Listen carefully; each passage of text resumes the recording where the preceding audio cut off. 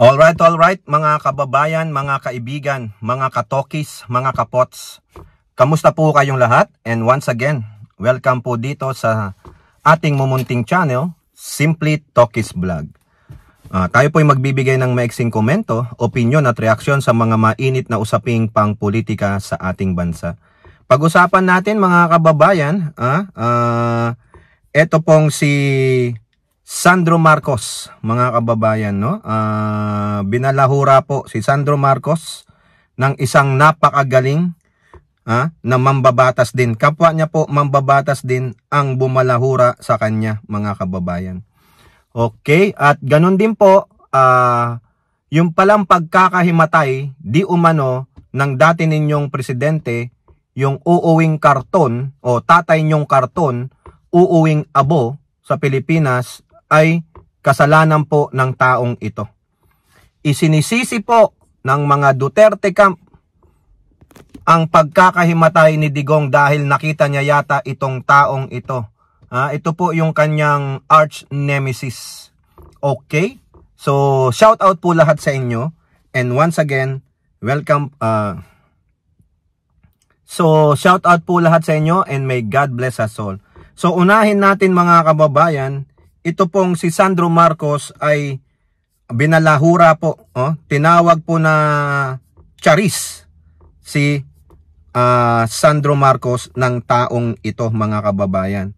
Ang tinutukoy po natin ay walang iba kundi si Pulong Duterte. Tinawag niya pong charis, no? Si Representative Sandro Marcos, yung House Majority Leader. No? Biruin nyo itong mga Duterte talaga. Ang gagawin na lang nito, mag-a-ad hominem. Akala mo naman, napakagaganda, kapupogi nila. Hoy! Nabiyayaan lang kayo ng maputing kulay. Sa totoo lang, ang papangit ninyo. Di po ba? Hindi kayo 100% Pinoy. May lahi kayong German at Inchik. Mga hinayupak kayo. Biruin mo, yan po yung quote card. Tinawagan ako ng mga Ilocano friends ko. Nagkukumahog na raw congressman nila. Ayusin ang mga sirang proyekto. Ganyan nga, charis. Bilisan mo at hindi yan nadadala ng pakyut at pa-English-English sa kongreso. Nakita mo? Para lang masiraan mo, makaganti ka kay Representative Sandro Marcos, ganito ang sasabihin mo. Nag-ad hominem ka, tinawag mong charis. Bakit? Nung nagsalita ba si Representative Marcos, sinabihan ka ng ang pangit mo? Sinabihan ka na yot-yon man ka? Sinabihan ka na masamang tao ka? Papatay ka ng tao? Tumira ka ng pokpok? Di ba? Binanggit yung pangalan mo ng maayos, pero may patutsada. Pero ikaw, ano ginawa mo? Kasi nga, walang laman ng utak mo. Ay, ganito ang gawain ninyo. Mag-call out, mag-ad hominem. Ano ngayon kung pa-English-English siya?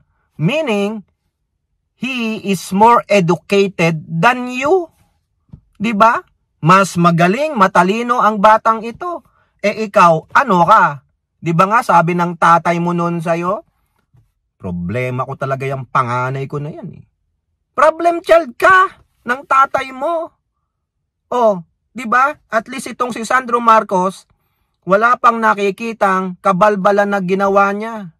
Hindi tulad mo. Video evidence. Tapos kung makapagsalita ka, charis, ikaw, tignan mo itsura mo. Di ba? Mukha kang ang gunsi. Mukha kang ang karakter doon sa Lord of the Rings, yung mga ano doon, yung mga tauhan ni Saruman, di ba? Utangin na naman, akala mo naman, perfecto ang pagmumukha mo. Mukha kang ang Saruman yung mga ano doon, yung mga zombie, di ba? Tingnan mo, tsura mo, magkakamukha kayo. Tapos tinawagan daw siya ng mga kaibigan niyang Ilocano. Saan? Naglabas ka ng ebidensya. Ini-equate niya na si Congressman Marcos daw ang nagkukumahog na ipagawa yung mga flood control project na palpak. Nasaan? Really? Kayo dyan sa Ilocos Norte, meron ba? May pinagagawa ba? Nagkukumahog ang inyong 1st District Representative? Idadalawang distrito lang naman yan. Pakitaan mo kami ng ebidensya. Diba? Yung sinabi lang sa'yo ni Sandro, pertaining to your 51 billion na pondo na hindi naman pinabulaanan ng DPWH Undersecretary. O ngayon, para maniwala ako sa'yo, sino? Yung mga kaibigan mong Ilocano, baka yung mga kaibigan mong Ilocano, nasa Mindanao yan Marami rin pong Ilocano sa Mindanao. Kwento na naman. Kwentong kutsero na naman. Diba? Mahilig magkwento, wala namang ebidensya. Bakit? Tinamaan ka Diba? Nasalig na naman yung utin mo. Ikaskas mo na lang sa pader ang utin mo. O baka naman, nag-hire ka na naman ng pokpok. Diba? Nagkukumahog na raw si Congressman Marcos. Nasaan ebidensya? Kayo dyan sa mga distrito ni Sandro Marcos, magpakita nga kayo ebidensya. Labasan nyo nga kami ng ebidensya. Wala akong nakikita mga kababayan Diba? Ito, kwentong kutsero mga kababayan. Yan na naman sila. Maninira ng tao dahil nga nasalig ang kanyang puwet. Yung ego niya nasaktan. Hindi niya akalain na isang Sandro Marcos na tahitahimik lang pero binanatan siya mga kababayan. Wala siyang ebidensyang mapakita kundi laway mga kababayan. No? Kwento, may mga kaibigan daw siyang Ilocano na nagganito. Ay nako, ewan ko, maniwala kayo dyan mga kababayan. Puro kalokohan lang yan. Kwentong kutsero lang yan. No? Itong mga Duterte magaling gumawa ng kwento. Magaling magsinungaling. Pero marami po silang naloloko mga kababayan. No? Lagbas ka ng ebidensya. Pakita mo sa amin nasaan ang ebidensya mo. 'Di ba? Kung patalinuhan lang between you and Representative Marcos, nasaan ka? Sa imburnal ka. 'Di ba? Ay, nako naman mga kababayan. Sino ba ang mas kagalang-galang? Si Representative Sandro Marcos o itong si Representative Paulo Duterte? Sino ang nakitaan ng pananakit ng kapwa-tao? Sino ang nakakitaan na imbis na sa kongreso nagpupunta nasa bar? Sino ang nakakitaan ng video nakikipaghalikan sa pokpok, hindi niya asawa? Sino ang may moralidad? Sino ang may kredibilidad sa dalawang ito? Tapos hindi ka makapagpakita ng ebidensya na meron ngang nagkukumahog, naggumagawa ng kanilang proyekto. Diba? Wala. Daldal lang. Dinadaan mo lang sa kabastusan. Dinadaan mo lang sa pang-aasar. Bakit? Ganyan kayong mga Duterte. Dahil bakit? Mana-mana lang sa mga magulang. Bastos ang mga magulang, bastos ang mga anak. Walang respeto ang magulang, wala ring respeto ang mga anak. Kung ano ang puno, siya ang bunga. Dapat talaga kung bastusan na rin lang namang gusto mo, di sana nilulok ka na lang ng nanay mo. Hindi na lang pinutok ni Digong doon sa sinapupunan ng asawa niya. Sana talaga, chinup-chup na lang ng nanay mo. Para hindi na kayo nag-exist. Diba? Kung bastusan rin lang naman. Wala kang mapakitang ebidensya, mga kababayan Tapos sasabihin mong si Charis, ay kahiya-hiya naman. Diba? Napakabastos.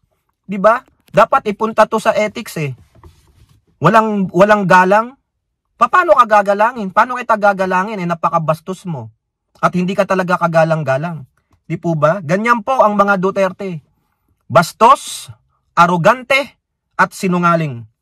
Okay, pasok naman tayo dito sa isang Duterte din. Pero yung aso ng Duterte, parang sinisisi niya si former Senator Antonio Trillanes sa pagkakahimatay daw ni Digong, mga kababayan. Kumbaga, si Trillanes pumunta ng ICC at nung nalaman ni Digong nahimatay. Ganon? Kasalanan niya? Kaya nga po, itong aso ng mga Duterte, inamin niya yan Inamin niyang aso siya ng mga Duterte. Kung sunugin niyo siya, mangangamoy Duterte pa rin siya. Naggawa ng resolusyon, mga kababayan. Senate resolution na kung saan iimbestigahan daw, na si Trillanes ay ipinadala ng Estado para pumunta sa ICC at i-welfare check si Digong nila. Really? Ayan po yung balita dyan sa politiko. Kaya nahimatay si Digong. Robin Padilla wants Trillanes investigated over ICC sighting. So ibig sabihin, minamasama nyo yung pagpunta ni Trillanes sa ICC? Bakit? Masama bang pumunta ang mga anti-Duterte doon? Bakit pag-aari nyo ba ang ICC? Meron ba kayong sakop nyo ang ICC? Monopolyo nyo ang ICC? Ano ngayon kung pumunta si Trillanes doon? Karapatan niya rin yun. Inalaw naman siya ng the Netherlands government. Hindi naman siya ban. Kung gusto ninyo, magpetisyon kayo sa the Netherlands government, sa Dutch government, na huwag papasukin sa bansa nila si Trillanes. Huwag papasukin ang mga dilawan. Dahil kaaway ni Duterte, baka madaling mamatay si Duterte pag nalaman niya, nandyan sila De Lima, nandyan sila Chel Jokno, nandyan sila Franz Castro. Baka ikamamatay ni Digong, kawawa naman yung tatay naming karton. Ganon. Di ba, Robin? Biruin mo, isisisi mo kay Trillanes ang pagkahimatay ni Digong? Biruin mo yan? Lahat na lang kasalanan ng kalaban ni Digong. Biruin mo. Pinagbibintangan nyo pa? Mga tamang kayo, tamang hinala, mga paranoid, mga kababayan. Mga paranoid itong mga Duterte minions at mga Dutertes. Si Trillanes pa lang ang pumupunta dyan. Paano pag pumunta na si De Lima? At sabihin kay Digong personally, you enjoy your time or you enjoy your life inside while I enjoy my life outside. Diba? Back at you, Digong. Paano kung gano'n ang sabihin ni De Lima ngayon? Ibabalik lang ni De Lima yung sinabi nyo sa kanya nung si De Lima ay pinakulong ninyo. Diba? Pinakita ko na yan sa inyo dati, may article pa yan sa Inquirer. Inquirer ba yun o Manila Bulletin? Basta ganon. Kinover po yan ng media. Sinabi nyo kay De Lima, enjoy your life inside while we enjoy our life outside. Kung i-back at you sa inyo, di ba mas masakit, Robin Padilla? Baka sabihin nyo, oy, walang ganyanan matanda na yung tatay namin. Ano naman ang sabi nyo nung nakulong yung matanda sa Istapa at lumabas ng may curfew sa COVID noong 2020? Walang edad-edad. Nilabag niya ang batas, walang edad-edad. Pinakulong ninyo yung 72 years old din. Di ba hindi kayo naawa? Tapos kami, gusto nyo maawa kami kay Digong dahil lang sa inyo. Kakapiratso lang kayo. Biruin mo, ipapatawag mo sa isang resolusyon si Trillanes at yung mga kawani ng gobyerno na pinaghihinalaan ninyo? Aabalahin nyo yung mga taong yun na wala namang kinalaman? Nasaan yung intelligence report ninyo? Nasaan yung data gathering ninyo? Talagang ito, inisponsorohan na ng DMW, inisponsorohan ng OWA si Trillanes. Sila ang nagbayad ng kanyang airfare, ng kanyang hotel para i-welfare check si Digong. I-welfare check. Wala Diba? Ipapatawag nyo si Trillanes? Baka mapahiya kayo. Kung matapang ka, Robin, ipatawag mo si Trillanes mismo. Hindi yung manghahakot kayo ng mga kung sino-sino at tatakutin ninyo. Sasabihin nyo, sumagot ka ng totoo, huwag kang magsisinungaling, kundi iko-contempt kita. Kung ako sabihan ng ganon, i-contempt nyo na ako, yun ang totoo. I-contempt nyo na ako. Paano nyo nalamang nagsisinungaling ako? Kung meron man kayong report na ako'y nagsisinungaling, iba sa sinasabi ko, then mali ang report nyo, ako mismo. Sinasabi ko ng katotohanan pero ayaw nyong paniwalaan. O sige, contempt nyo ako. Pagkatapos nyo akong i-contempt, ididimanda ko kayo. Ganun lang yon. Kailangan ng resource person kung talagang nagsasabi ng totoo, huwag kayong magpa-coerce. Kasi yan, tatakutin kayo ng mga mambabatas. Kunwari, meron silang hawak na sa inyo. Nagpo-poker face lang po yan. Pero kung talagang nasa panig nyo, alam nyo ang katotohanan, totoo kayong sinasabi ninyo, panindigan nyo. Ikulong nyo na po ako ngayon, doon din naman tayo pupunta Pero yan po ang katotohanan. Ako ang living witness, hindi kayo. Ako ang naka-experience, hindi kayo. Kung meron man kayo na data gathering about that is false. May gusto lang sumira sa akin. Hindi, pakulong nyo na ako ngayon. Ngayon na. Hahamunin ko talaga ng ganyan yan. Pero paglabas ko dito, ididimanda ko kayo. Oo, dahil binaboy nyo pagkatao ko. Ganun lang yan. Dapat Trillanes, Robin, kung matapang ka, patawag mo si Trillanes dito.